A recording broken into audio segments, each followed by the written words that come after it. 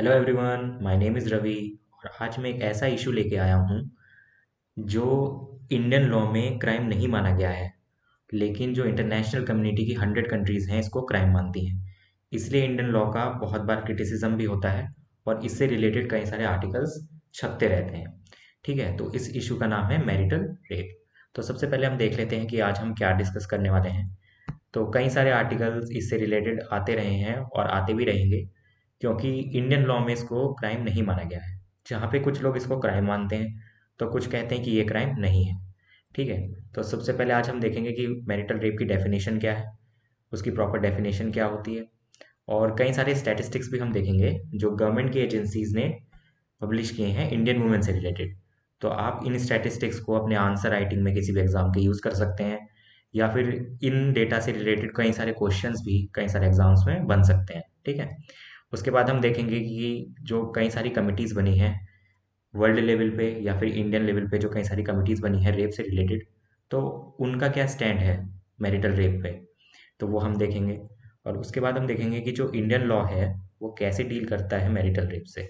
ठीक है, और उसके बाद हम देखेंगे इंडियन लॉ का क्रिटिसिज्म कि वो उसको लीगल मानता है और इलीगल नहीं मानता, और जहाँ पे 100 कंट्रीज़, जो इंटरनेशनल 100 कंट्रीज़ हैं, वो उसको क्राइम मानती हैं, और जो 30 कंट्रीज़ हैं वो उसको क्राइम नहीं मानती, जिसमें इंडिया शामिल है। तो उसका क्या क्रिटिसिज्म है वो हम देखेंगे। ठीक है, और उसके बाद हम देखेंगे कि कंक्लूजन क्या निकलता है इन सब बातचीत का, जो भी हम ये डिस्कस करेंगे लेक्चर में। तो उसका कंक्लूजन आप क्या निकालते हो वो ये आपके ऊपर डिसाइड है। ठीक है, तो अब हम शुरू करेंगे यहाँ से। तो सबसे पहले हम ये जानेंगे कि मैरिटल रेप होता क्या है। तो जैसे कि आप जानते ही हो कि इस वर्ड मैरिटल का मतलब है मैरिज। ठीक है, जो मैरिज के बाद रेप के बारे में ये लॉ या ये इशू है। ठीक है, तो मैरिटल रेप क्या होता है, जब कोई हस्बैंड अपनी वाइफ के साथ बिना उसकी प्रॉपर कंसेंट के सेक्सुअल इंटरकोर्स या संबंध बनाना चाहे तो उसको मैरिटल रेप बोलते हैं। तो यहाँ पे विदाउट प्रॉपर कंसेंट ही मेन वर्ड्स हैं, जिसका मतलब होता है अगर उसकी मर्जी नहीं है तब भी वो ज़बरदस्ती उसके साथ सेक्सुअल इंटरकोर्स या ज़बरदस्ती करने की कोशिश करता है तो उसको मैरिटल रेप बोलते हैं। तो कुछ लोग ये मानते हैं कि मैरिज एक ऐसा लाइसेंस होता है जो हस्बैंड को मिल जाता है, जिससे कि वो कुछ भी कर सकता है अपनी वाइफ के साथ में।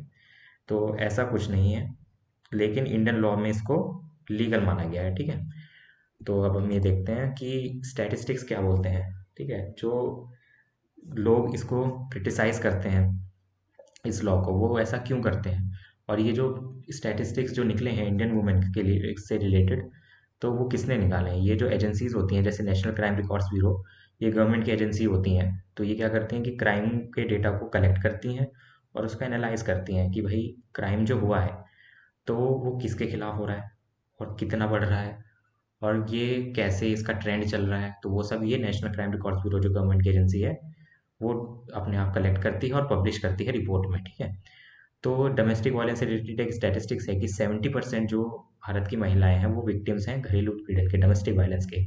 जो भी 70% महिलाएं हैं इंडिया में, तो उनके ऊपर घरेलू उत्पीड़ना हो रही है, घरेलू अत्याचार जिसे कहते हैं, जब फिर उनके साथ दुर्व्यवहार हो रहा है, उनके ससुराल में उनके इन लॉज उनके साथ बुरा व्यवहार कर रहे हैं। तो 70% वुमेन इसकी वो हैं, विक्टिम हैं डोमेस्टिक वायलेंस की। ठीक है, और एनसीआरबी का जो डेटा है, जो एनसीआरबी इंडिया की एजेंसी है जो क्राइम से रिलेटेड है, जो क्राइम के डेटा को कलेक्ट करती है और एनालाइज करती है, तो उसने अपने 2019 की रिपोर्ट में क्या कहा। उसने 2019 की रिपोर्ट में कहा कि भाई हर 16 मिनट में, उसने क्या बोला कि हर 16 मिनट में एक वुमेन का रेप होता है इंडिया में।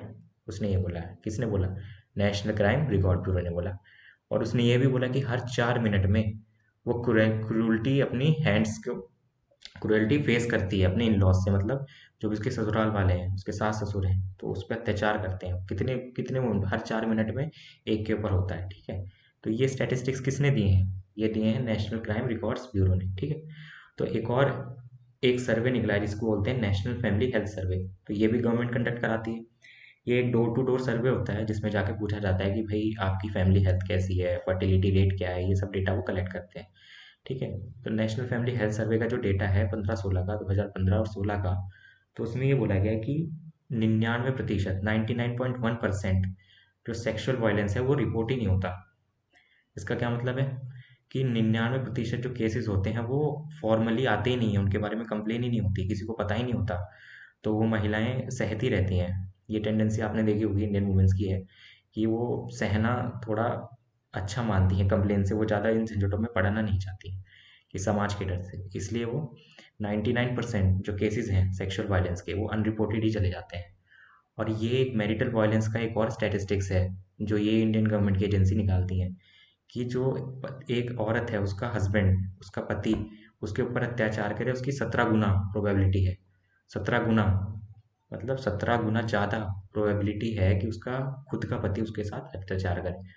तो ये सारे स्टैटिस्टिक्स जो भी दिए गए हैं ये इंडियन की गवर्नमेंट की एजेंसी ने दिए हैं, इंडिया की गवर्नमेंट की एजेंसी ने दिए हैं, मतलब ये ऑथेंटिक हैं, आप इसे कहीं भी कोट कर सकते हैं। और ये डेटा उठाए गए हैं ये हिंदू न्यूज़पेपर से, इंडियन एक्सप्रेस से, ये ऑथेंटिक डेटा है। और ये data national crime records bureau की रिपोर्ट में भी है। ठीक है, तो आप इसको कहीं भी कोट कर सकते हैं। उसके बाद देखो कई सारी कमिटीज़ बनती हैं, वर्ल्ड लेवल पे बनेगी कमेटी, क्योंकि भाई ये एक वुमेन एम्पावरमेंट का इशू आ जाता है, वुमेन से रिलेटेड इशू है मैरिटल रेप। तो वो यूएन में उसकी एक कमेटी बनी थी जिसका नाम है elimination of discrimination against women. तो इस कमेटी ने रिकमेंड किया इंडियन गवर्नमेंट को कि भाई इसको क्रिमिनलाइज करो, मैरिटल रेप को। उन्होंने अभी लीगल माना हुआ है, क्राइम मानती नहीं है इंडिया मैरिटल रेप की, कोई ऐसी भी कुछ चीज़ होती है वो मानती नहीं है। तो वही यूएन की कमेटी ने जो बनाई गई है, यूएन ने, वो कमेटी ने 2013 में ही रिकमेंड किया था इंडियन गवर्नमेंट को कि आप इसको क्रिमिनलाइज कर दो। ठीक है, और इंडिया ने जब निर्भया कांड हुआ था, आपको पता होगा 2012 में निर्भया कांड हुआ था, गैंग रेप, उसके बाद एक जेएस वर्मा कमेटी बनाई गई। तो उस कमेटी ने भी ये रिकमेंड किया कि भाई मैरिटल रेप को भी, ये गैंग रेप है, कोई किसी भी तरह का रेप है, उसको आप क्रिमिनलाइज करो। ये बात नहीं है कि वो मैरिटल रेप है, मैरिज के बाद कोई लाइसेंस मिल गया है रेप का। तो रेप है, वो क्रिमिनल क्राइम है, तो उसको क्रिमिनलाइज करो। ये भी जेएस वर्मा कमेटी ने बोला 2012 के बाद ये हुई थी जेएस वर्मा कमेटी, तो उसने भी यही रिकमेंडेशन दी। लेकिन भैया गवर्नमेंट है, गवर्नमेंट ने नहीं माना है अब तक। तो अब हम देखेंगे कि भाई कैसे डील कर रहा है इंडियन लॉ मैरिटल रेप से, क्या बोल रहा है वो। तो भाई ये सबसे बड़ा, क्या बोलें इसको, कि हमारे इंडियन लॉ में ये परफेक्टली लीगल माना गया है मैरिटल रेप। तो इसलिए इसका बहुत ज़्यादा क्रिटिसिज्म होता है मीडिया में भी, और इंटरनेशनल लेवल पे भी इसका बहुत ज़्यादा क्रिटिसिज्म होता है कि इंडिया में ये चीज़ लीगल है। ठीक है, और सेक्शन जो 375 है इंडियन पेनल कोड का, और इंडियन पेनल कोड क्या है, इसमें सारे जो क्राइम है वो डिफाइन किए गए हैं, उनकी क्या सज़ा होगी वो सब सेक्शन बनाए गए हैं। ठीक है, तो जो सेक्शन 375 है, आपने एक मूवी भी शायद आई थी इससे, सेक्शन 375 जो रेप से रिलेटेड है, तो उसमें ये लीगल नहीं माना गया कि नहीं, उसमें ये इलीगल नहीं माना गया। ये कहा गया कि अगर कोई आदमी अपनी वाइफ के साथ रेप करता है, अगर वो सेक्सुअल इंटरकोर्स करता है, लेकिन वो 15 साल से कम नहीं हो, तो वो रेप नहीं है। मतलब अगर कोई भी आदमी अपनी पत्नी के साथ जो 15 साल से नीचे नहीं है उसके साथ सेक्सुअल इंटरकोर्स करता है तो वो रेप नहीं माना जाएगा।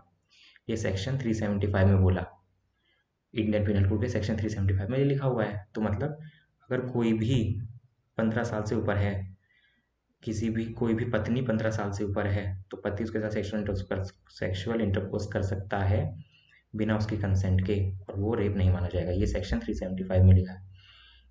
ठीक है, तो एज लिमिट क्या है थी, पहले इसमें थी 15 साल। ठीक है, तो 2017 में जो एनजीओ होते हैं, तो भाई ये तो काम करते हैं लोगों के लिए कि लोगों पर पीड़नाएं हो रही हैं, उनके साथ जो डिस्क्रिमिनेशन हो रहा है उसके खिलाफ, तो उन्होंने एक पीआईएल दायर की, उन्होंने पीआईएल एक फाइल की कोर्ट में कि भैया ये मैरिड वुमेन है, कि उनका क्लासिफिकेशन आप क्यों कर रहे हो कि 15 साल आपने जो दे दी है कि 15 साल से ऊपर वालों के साथ हो सकता है, तो ये तो गलत बात है कि 15 साल से ऊपर वाले के साथ कुछ भी हो जाए तो वो लीगल है, लेकिन 15 साल से नीचे वालों के साथ वो इलीगल है। तो ऐसा डिस्क्रिमिनेशन आपने क्यों किया। तो उसके बाद सुप्रीम कोर्ट ने ये पीआईएल को के ऊपर एक्शन लिया, और फिर उन्होंने क्या किया, वो 15 साल से एज लिमिट 18 साल कर दी। तो अब क्या है कि अगर कोई आदमी अपनी पत्नी के साथ सेक्सुअल इंटरकोर्स करता है बिना उसकी कंसेंट के, अगर वो 18 साल से नीचे नहीं है, ठीक है, तो वो लीगल माना जाएगा। तो अब 15 से क्या हो गई एज लिमिट, 18 हो गई।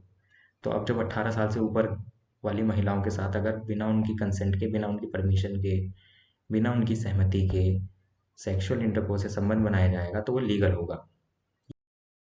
तो ये उन्होंने बोला है। तो ठीक है, तो अब क्रिटिसिज्म देख लेते हैं इंडिया के लीगल रिजीम का मैरिटल रेप में। तो भाई अब इंडिया का लॉ क्या कह रहा है, उसका क्रिटिसिज्म क्या है। इंडिया का लॉ इसको इलीगल नहीं मानता है, लीगल मानता है मैरिटल रेप को। तो ये सबसे पहला पॉइंट है कि भाई ये इंटरनेशनल नॉर्म के खिलाफ है। जहाँ पे 100 कंट्रीज कह रही हैं कि ये क्राइम है, तो भाई इंडिया उन 36 कंट्रीज में रहे हैं जो इसको क्राइम नहीं मानता। तो भाई 100 कंट्रीज़ कह रही हैं कि ये क्राइम है, और इंडिया अब भी उन 36 कंट्रीज़ में है जो इसको क्राइम नहीं मानता है। तो ये तो इंटरनेशनल नॉर्म के खिलाफ है, क्योंकि 100 कंट्रीज़ जो मान रही है, मेजर कंट्रीज़ मान रही हैं, तो भाई इंडिया क्यों नहीं मान रहा है? तो ये इंटरनेशनल नॉर्म हो गया, तो ये इसके खिलाफ हो गया। तो अब उन 36 कंट्रीज़ में है इंडिया जो अब भी इसको क्राइम नहीं मानता। और भाई कंसर्न्स हैं इम्प्लाइड कंसेंट के। जब इंडिया में ये माना जाता है कि भाई मैरिज हो गई, शादी हो गई, तो उसके बाद एक लाइसेंस मिल जाता है, वही कोई भी बिना किसी कंसेंट के, बिना किसी चीज़ के उसके साथ सेक्सुअल इंटरकोर्स कर सकता है। कोई भी पति अपनी पत्नी के साथ एक बार मैरिज हो जाए तो उसको कंसेंट मिल जाता है। तो कंसेंट का मतलब है कि वहाँ पे इम्प्लाइड है वो, अगर मैरिज हो गई तो कंसेंट अपने आप मिल गया। तो ये जो माइंडसेट है, ये इंडियन पिनल कोड में 1860 में भी ये मेंशन है, ये कहता है ये कि मैरिज एक बार हो गई तो उसको इम्प्लाइड कंसेंट माना जाएगा, मतलब दोनों की कंसेंट है। तो ये भी इसके खिलाफ होना चाहिए, क्योंकि भाई ऐसा तो नहीं है कि एक बार मैरिज हो गई तो हर चीज़ में उसका कंसेंट हो गया। तो ये तो उसके खिलाफ होना चाहिए। तो उसके बाद ये राइट टू लाइफ और राइट टू इक्वालिटी के भी खिलाफ है। और राइट टू लाइफ है आर्टिकल 21 जो इंडियन कॉन्स्टिट्यूशन में मेंशन है। मतलब कि भाई सबका अपनी अपनी लाइफ पे सबका अधिकार है, सबको जीने का अधिकार है, किसी के साथ ज़बरदस्ती हो और वो लीगल हो तो ये तो राइट टू लाइफ के खिलाफ है। ठीक है। और ये राइट टू इक्वालिटी के भी खिलाफ है। आर्टिकल 14, मान लो आपने डिस्क्रिमिनेशन कर दिया कि 18 साल से ऊपर अगर वो क्राइम हो रहा है तो वो लीगल है, और 18 साल से नीचे अगर कोई वुमेन है उसके साथ वो क्राइम हो रहा है तो वो इलीगल है। ठीक है। तो आपने ये डिस्क्रिमिनेशन बना दिया, तो राइट टू इक्वालिटी आर्टिकल 14 का भी ये वायलेशन है जो इंडियन कॉन्स्टिट्यूशन में लिखा हुआ है। ठीक है। तो कई सारे लॉ, और ये भाई ये आजकल आजकल क्या, ये बहुत पहले से ही औरतों को, जो वुमेन, इंडियन वुमेन है, जागीर माना जाता है कि भाई एक बार शादी हो गई तो वो उनकी जागीर हो जाती है। वो लोग, आदमी ऐसा मानते हैं, जो भी हस्बैंड लोग होते हैं वो मानते हैं कि एक बार शादी करने के बाद उनकी जागीर हो गई, मतलब जो भी वो करेंगे वो लीगल है, वो उनकी पत्नी है तो वो कर सकते हैं। तो ये इसका भी एक ये क्रिटिसिज्म है कि ये माइंडसेट भी ये स्प्रेड करेगा कि भाई ये रेप नहीं है, ये कोई क्राइम नहीं है, जो वो चाहे वो कर सकते हैं। ठीक है। तो उसके बाद भाई ये डिफरेंशिएट कर रहा है मैरिड और अनमैरिड वुमेन में। मान लो मैरिड वुमेन जो है, तो वो अगर 18 के ऊपर हैं, उनके साथ हो रहा है तो वो लीगल है।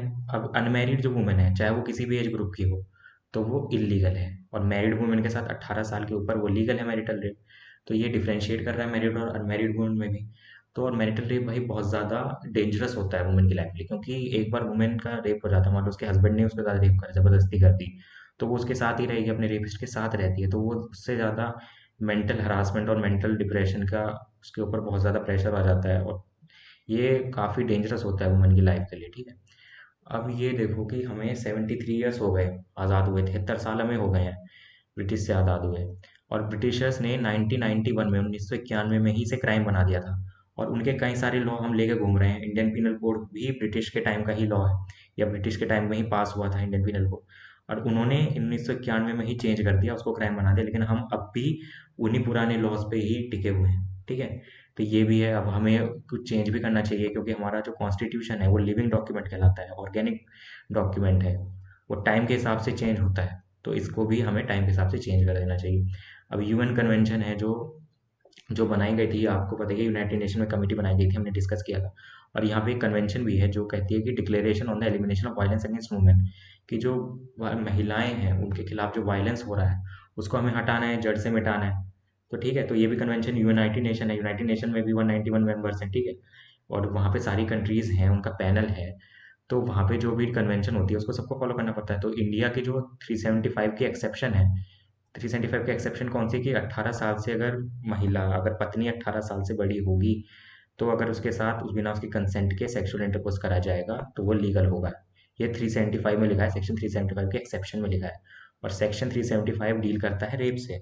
और सेक्शन 375 के एक्सेप्शन में ये लिखा हुआ है कि अगर पत्नी 18 साल से ऊपर है, वो बिना उसके कंसेंट के सेक्सुअल इंटरकोर्स से संबंध बनाए जाएंगे तो वो लीगल होगा। तो इसको वो वायलेट करता है यूनाइटेड नेशन की इस डिक्लेरेशन को। ठीक है।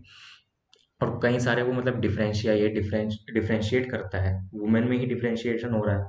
18 साल से ऊपर अगर मैरिड है, 18 साल से ऊपर है तो लीगल है, 18 साल से नीचे है तो इलीगल है, और अनमैरिड में कोई सी भी, तब कोई सी भी एज हो, कौन सी भी एज हो, तो उसमें इलीगल है। तो कई सारे डिफरेंशिएशन है इसमें, मैरिड अनमैरिड में, एज लिमिट में। तो ये कई सारे डिफरेंशिएशन क्रिएट करता है। ठीक है। तो अब देखो, अब इन सब का डिस्कशन का आपको सोचना चाहिए ये सब, कि ये जो इशू चल रहे हैं, और इस ये इतने हाईलाइट में भी नहीं आते हैं, आपने न्यूज़ में भी कई सारे इसके बारे में नहीं सुना होगा, न्यूज़ वाले भी अवॉइड ही करते हैं गवर्नमेंट से उलझना। आपने देखा होगा, ये रियलिटी हो गई है आजकल की, कि न्यूज़ वाले गवर्नमेंट से लड़ना अवॉइड करते हैं। ये जो इशू हैं, मेन इश्यूज़ हैं, ये ज़्यादा हाईलाइट में भी नहीं आते हैं और लोगों को ज़्यादा पता भी नहीं होता है मैरिटल रेप के बारे में।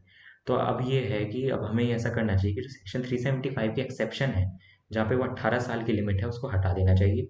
अगर वुमेन है, अगर वो 16 साल की है या 18 साल की है, उसमें कोई डिफरेंस नहीं है, ज़्यादा डिफरेंस नहीं होता है, उनके मेंटल लेवल में भी इतना ज़्यादा डिफरेंस नहीं होता है, तो ये डिफरेंशिएशन क्यों बनाया गया है?